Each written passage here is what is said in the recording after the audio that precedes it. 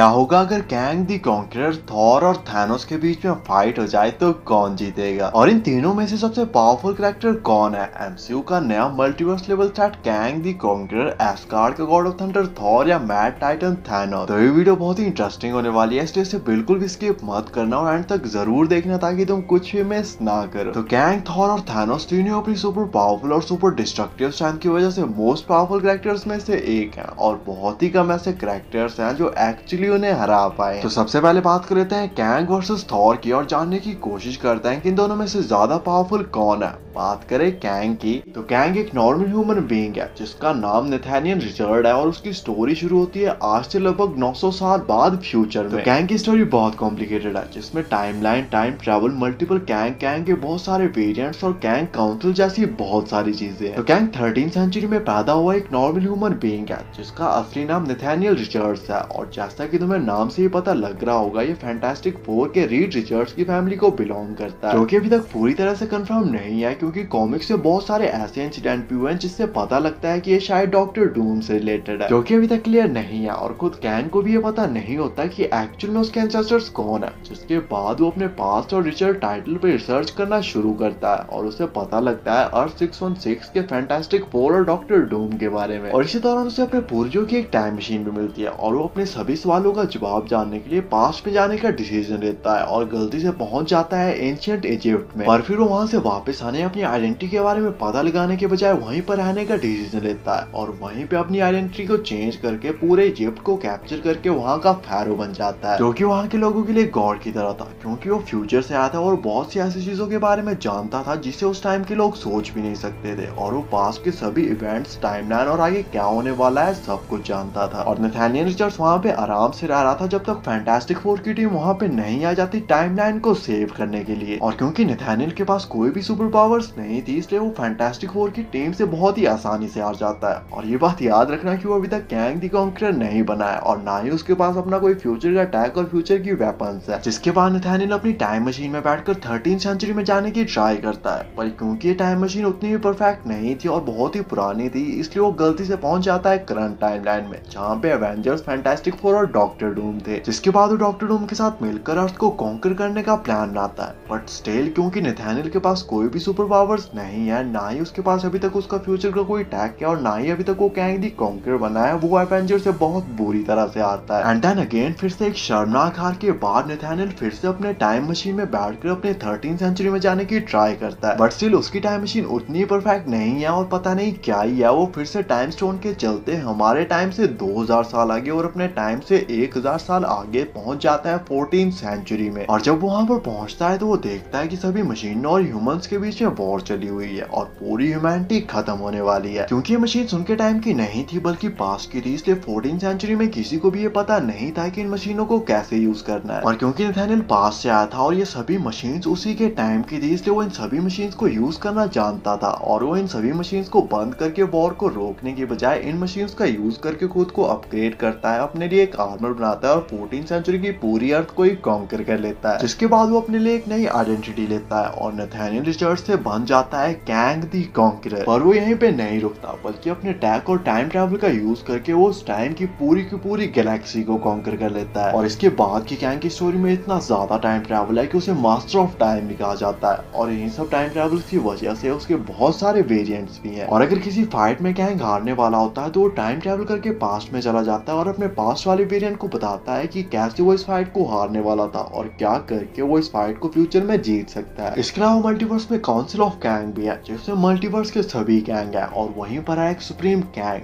जिसका main motive सभी time के सभी यूनिवर्सेस को कॉन्कर करना है। बात करें कैंग के पावर्स की तो कैंग एक नॉर्मल ह्यूमन बीइंग है जिसके पास कोई भी सुपर पावर नहीं है और वो बस जीनियस लेवल इंटेलिजेंट और हैंड टू हैंड कॉम्बैट का मास्टर है। पर कैंग की सबसे बड़ी वेपन और पावर है उसका टाइम ट्रैवल और उसका आर्मर, जो कि उसे Superman strength, speed, stamina, durability और टाइम ट्रैवल जैसी एबिलिटीज देता है। और उसने इमरजेंसी सिचुएशन के लिए अपने कुछ क्लोन्स भी बना के रखे हैं जो कि फिलहाल तो अनकॉन्शियस है। पर मल्टीवर्स के अगर किसी भी सिनेरियो में कैंग मरने वाला होता है तो उसके आर्मर के अंदर की एक डिवाइस उसकी कॉन्शियसनेस को उन क्लोन्स में शिफ्ट कर देती है, जो कि किसी दूसरी टाइमलाइन में सेफ लोकेशन पे होते हैं। और ये एबिलिटी कैंग को ऑलमोस्ट इमॉर्टल बना देती है। तो ये थी कैंग की पावर्स। और कैंग की पावर्स को अच्छे से जान लेने के बाद अब बात कर लेते हैं थॉर की और जानने की कोशिश करते हैं कि आखिर ये थॉर कितना पावरफुल है। तो बात करें थॉर की, तो थॉर एस्गार्ड का गॉड और ओडिन का बेटा है, जो कि पूरे नॉर्थ का प्रोटेक्टर है। क्योंकि थॉर एक गॉड है, इसलिए उसके पास बहुत सारी गॉडली पावर्स भी हैं। बात करें कुछ बेसिक पावर्स की, तो थॉर के पास godly strength, speed, stamina, durability और फ्लाई जैसी पावर्स हैं। थॉर इमॉर्टल तो नहीं है, पर उसकी एज बहुत स्लोली बढ़ती है, और जैसे जैसे उसकी एज बढ़ रही है उसकी पावर्स और भी ज्यादा बढ़ती जा रही हैं। और इसी स्लो एजिंग की वजह से थॉर पिछले हजारों सालों से जिंदा है और अगले हजारों सालों तक भी जिंदा रहेगा। थॉर गॉड ऑफ थंडर है, इसलिए उसकी पावर्स वेदर से रिलेटेड है, जिसमें वो वेदर को कंट्रोल कर सकता है और बहुत ही पावरफुल लाइटिंग अटैक्स भी कर सकता है। इसके अलावा थॉर के पास उरू मेटल से बने हुए स्टॉर्म ब्रेकर और म्योनिर जैसी वेपन्स भी है, जो कि बहुत ही ज्यादा पावरफुल है और अपने एक ही अटैक में पूरे के पूरे प्लैनेट्स तक को डिस्ट्रॉय कर सकती है। थॉर इतना ज्यादा ड्यूरेबल है कि बड़े से बड़ा अटैक और एनर्जी ब्लास्ट भी उसका कुछ नहीं बिगाड़ सकते, और वो अपने स्टॉर्म ब्रेकर को बनाने के लिए न्यूट्रॉन स्टार की कॉन्सेंट्रेटेड एनर्जी बीम को भी सर्वाइव कर चुका है, जो कि इमॉर्टल बीइंग्स तक को किल कर सकता है। और थॉर स्टॉर्म ब्रेकर का यूज करके 6 इन्फिनिटी स्टोन्स की पावर्स को ब्रेक करके थानोस का सीना चीर चुका है। तो ये थी थॉर की पावर्स। और थॉर और कैंग की पावर्स को अच्छे से जान लेने के बाद अब बात करते हैं फाइट कंपैरिजन की, और जानने की कोशिश करते हैं कि इन दोनों में से ज्यादा पावरफुल कौन है और फाइट होने पर कौन जीतेगा। तो थॉर एक गॉड है, जो कि बहुत ही पावरफुल कैरेक्टर है और उसके पास हजारों सालों का फाइटिंग एक्सपीरियंस भी है, जबकि कैंग एक नॉर्मल ह्यूमन बीइंग है जिसके पास कोई भी सुपर पावर्स नहीं है और वो फाइट में मोस्टली डिपेंड करता है अपने अटैक और एडवांस वेपन्स पे। पर थॉर एक गॉड है, जो कि बहुत ही ज्यादा ड्यूरेबल है, और वो अपने स्टॉर्म ब्रेकर को बनाने के लिए न्यूट्रॉन स्टार की कॉन्सेंट्रेटेड एनर्जी बीम को भी सर्वाइव कर चुका है। इसलिए कैंग की किसी भी वेपन का थॉर पर कोई भी असर नहीं होगा, क्योंकि कैंग न्यूट्रॉन स्टार को जेब में लेके नहीं घूमता। जबकि थॉर अपने एक ही सुपर पावरफुल लाइटिंग अटैक में कैंग की वेपन्स, आर्मर और अटैक को ओवरपावर्ड कर सकता है। कैंग टाइम में आगे पीछे जाकर इस फाइट को जीतने की कोशिश कर सकता है, पर इससे भी कुछ ज्यादा फर्क नहीं पड़ेगा, क्योंकि थॉर बहुत ही ज्यादा ड्यूरेबल है और उस पर कैंग के किसी भी अटैक का कोई भी असर नहीं होगा। जबकि थॉर का स्टॉर्म ब्रेकर इमॉर्टल बीइंग्स तक को किल कर सकता है, और क्योंकि कैंग फ्यूचर से आया हुआ एक नॉर्मल ह्यूमन बीइंग है, इसलिए वो थॉर के एक डायरेक्ट हिट को भी सर्वाइव नहीं कर पाएगा। इसके अलावा कॉमिक्स में भी कई बार थॉर और कैंग की फाइट हो चुकी है, जिसमें रीजंस तो अलग अलग थे पर रिजल्ट हर बार सेम ही था, जिसमें थॉर ने हर बार कैंग को बहुत ही बुरे तरीके से हराया था। हाँ, एक पॉसिबिलिटी ये हो सकती है कि कैंग टाइम में पीछे जाकर थॉर को पैदा होते ही मारने की कोशिश करे, पर अगर वो ऐसा करता है तो उसका सामना ओडिन से होगा, और मुझे नहीं लगता कि कैंग ओडिन से फाइट लेने की कोशिश भी करेगा। हालांकि थॉर कैंग को नहीं मार सकता, क्योंकि अगर वो कैंग की उस बॉडी को मार भी देगा तो उसका आर्मर उसकी कॉन्शियसनेस को उसकी दूसरी बॉडी में ट्रांसफर कर देगा, पर फिर भी वो इस फाइट को इजीली जीत सकता है। और मार्वल का ये सुपर विलन जो कि मल्टीवर्स लेवल थ्रेट है, थॉर उसे मल्टीवर्स से तो नहीं पर एटलीस्ट अपने यूनिवर्स से एक ही अटैक में इरेज कर सकता है। तो अब बात करते हैं कैंग वर्सेस थैनोस की, और जानने की कोशिश करते हैं कि इन दोनों में से ज्यादा पावरफुल कौन है।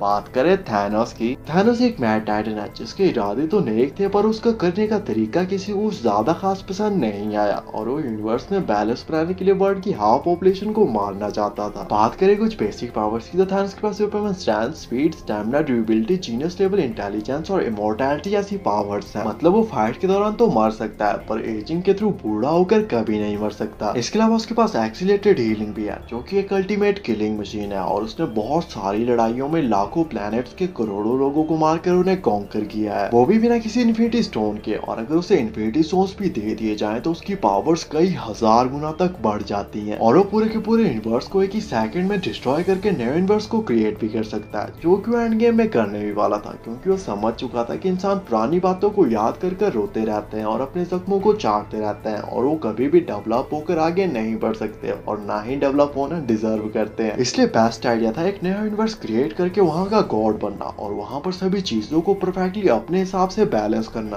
क्योंकि ऑब्वियसली गॉड की बात को कौन ही टालेगा। तो ये थी थैनोस की पावर्स, और थैनोस और कैंग की पावर्स को अच्छे से जान लेने के बाद अब बात कर लेते हैं फाइट कंपैरिजन की, और जानने की कोशिश करते हैं कि इन दोनों में से ज्यादा पावरफुल कौन है और फाइट होने पर कौन जीतेगा। तो इस फाइट को हम दो पार्ट्स में देखेंगे। पहला, अगर थैनोस के पास इन्फिनिटी स्टोन्स हो, और दूसरा, अगर थैनोस के पास इन्फिनिटी स्टोन्स ना हो। बात करें बिना इन्फिनिटी स्टोन्स वाले थैनोस की, तो इवन बिना इन्फिनिटी स्टोन के भी थैनोस एक चलता फिरता पावर हाउस है, जो कि बहुत ही ज्यादा पावरफुल है, और उसने हजारों प्लैनेट्स के करोड़ों लोगों को मारकर उन्हें कॉन्कर किया है। जबकि कैंग फ्यूचर से आया हुआ एक नॉर्मल ह्यूमन बीइंग है, जिसके पास कोई भी सुपर पावर्स नहीं है, बस वो टाइम ट्रैवल कर सकते हैं और उसके पास फ्यूचर के कुछ एडवांस वेपन और एडवांस टैक है। पर थैनोस बहुत ही ज्यादा ड्यूरेबल है, जो कि सभी एवेंजर्स से अकेला भिड़ गया था, और फिर भी उसके सामने कोई खड़ा भी नहीं हो पा रहा था, इसलिए कैंग की किसी भी वेपन का उस पर कोई भी असर नहीं होगा। कैंग के पास उसके मल्टीपल वेरिएंट्स की बहुत बड़ी आर्मी है, पर थैनोस के पास भी उसकी चितौड़ी सेना है, जो कि क्या कर सकती है ये तुम एंड गेम में देख ही चुके हो। हो। थानोस एक अल्टीमेट किलिंग मशीन है जो कि एक ही सेकंड में कैंग और उसके आर्मर को मल्टीवर्स से तो नहीं पर एटलीस्ट अपने यूनिवर्स से डिस्ट्रॉय कर सकता है। और मार्वल का मल्टीवर्स लेवल थ्रेट थानोस के आगे 2 मिनट भी नहीं टिक पाएगा। और वैसे भी जो एंटमैन 3 में एंटमैन से आने वाला है उसको तुम थानोस से क्या ही कंपेयर करोगे, जो कि एवेंजर्स की